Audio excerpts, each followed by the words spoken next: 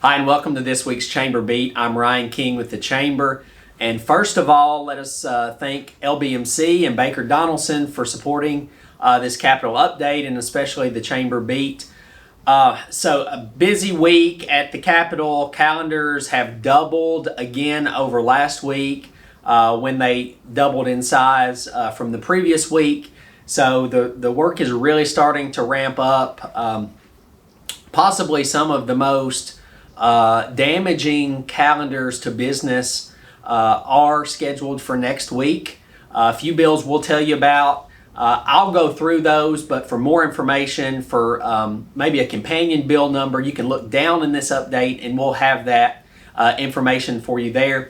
But first of all, let me thank you for everyone who made contacts last week on that piece of legislation extending COVID liability protections another year. We heard from lawmakers in the halls that they heard from you, and we really appreciate your work to educate them about that. It did pass in both chambers. It passed in the Senate Judiciary Committee, and it passed in the House Civil Justice Subcommittee with an amendment that it only extends 6 months. We prefer the Senate version at this point. More to be said about that as we move through the legislative session. 4 bills I'll mention to you beyond that one. The first one is House Bill 2313 and Senate Bill 2298. This is a bill that could potentially cause a lot of damage to labor law in the state of Tennessee, and it relates to training programs. It actually creates a new cause of action where an employee can sue an employer based on what they perceive to be discriminatory training practices or materials. Very concerning bill. This one is up in the Banking and Consumer Affairs Subcommittee of the House next week.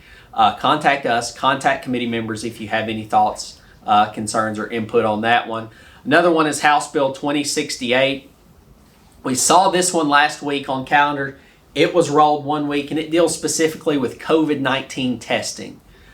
You might recall this is the bill that says you can't segment one group of employees and only test that group. You have to test your whole workforce. Obviously, that's very problematic, very expensive for the business community. We can think of a number of scenarios where that just simply removes options for employers and raises costs for employers. That's a mandate on the business community and something that's very concerning to us. House Bill 2398 is another one that is a mandate on the business community. It actually requires posting of wage ranges in a job posting. Obviously, when you have an employee, you're looking for an employee, several points of negotiation based on skill and ability, and that might not be fleshed out until the interview process. So lots of challenges there. Again, we consider that to be a mandate on the business community. Contact us on that one if you have specific concerns. All the bills we mentioned here, except the liability bill, will be in the Banking and Consumer Affairs Subcommittee next week. That's quite a hefty calendar. Lots of bills we're watching, many of which we have some level of concern about. So please contact that committee about any of those last 3 bills I mentioned.